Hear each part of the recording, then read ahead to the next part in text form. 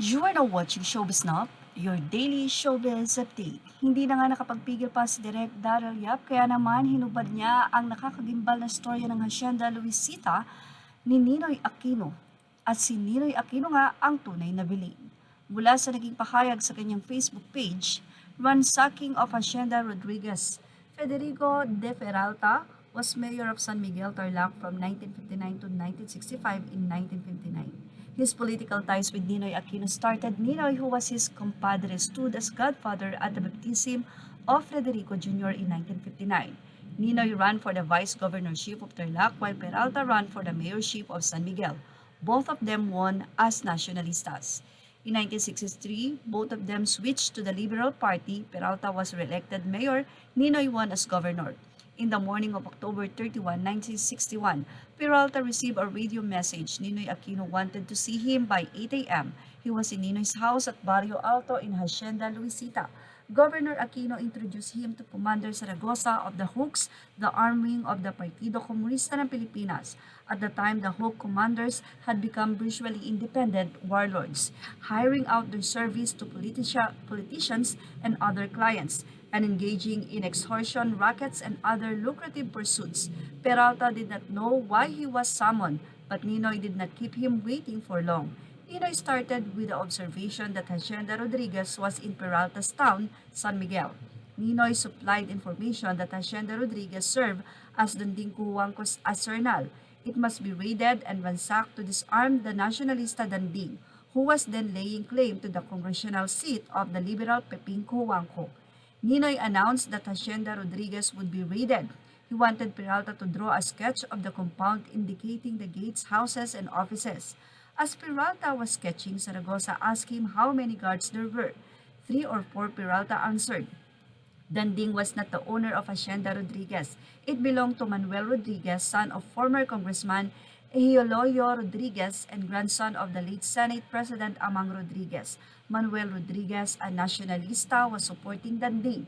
When the sketch was done, Peralta was asked to leave, stay home, and await further instructions. He didn't want to be part of the raiding team. He could sense that the raid was not going to be a legal one. The involvement of the Hooks means that the raid was going to be illegal, a crime. Toward midnight of November 1st, Peralta was taking with some people at home when another compadre, Thomas Henson, arrived in a jeep with a bodyguard. Henson was a top hondo at Hacienda Luisita. He was also Ninoy's confidential man. Henson told Peralta to come along. The governor was waiting for them. On the shoulder of the asphalt road to San Felipe, a group of men huddled near a parked black Mercedes-Benz 300 and a Land Rover. Peralta saw Ninoy and Zaragoza. 3 of the others were introduced to him as Hook commanders for Danilo and Manding. Peralta was asked to sketch the layout of Hacienda Rodriguez anew. He did so on the asphalt pavement. While one of the Hooks shone a flashlight, then Ninoy issued instructions to the Hooks. The following morning, San Miguel's Chief of Police Leonardo Salazar reported to Mayor Peralta that Hacienda Rodriguez had been robbed. In 1967, although Mayor Peralta and Ninoy Aquino remained liberals, they had a falling out. Mayor Peralta chose to back Eduardo Danding Cuanco Jr., the common gubernatorial candidate of the Liberal and the Nacionalistas against Max Lorente, whom Ninoy supported. Although the father of Peping and Danding were brothers, there was bad blood between their sons. In their rivalry, Peping had earlier defeated Danding for the district seats in Congress. On June 29, 1973, at Camp Aguinaldo in the morning of May 21, 1973, he finally took the witness stand during the trial of Ninoy Aquino. Mayor Peralta's knowledge of the crime was necessarily limited inasmuch as he was not at the scene of the crime at the time of its commission. But others who were there provided more details through their testimonies. Next on the witness stand, May 21, 22, 1975, was Commander Ford Seferino C. Bulanadi, who joined the Hooks as a courier just 4 moments before the robbery.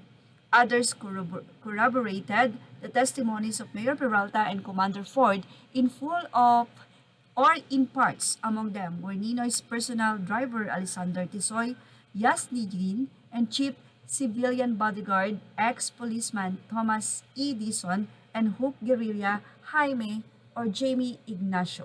Well, siguradong sigurado na iyan nga ay mapapanood sa hashtag mom. Ito nga ay isang simpleng pagbibigay lamang ng nakakapanabik na pelikula na talaga namang marami na ang na-excite. Marami pang pasabog ang ibibigay ni Direk Daryl. Yun ang ating Showbiz Love Update. Images are all credit to the rightful owners, and thank you for watching Showbiz Now.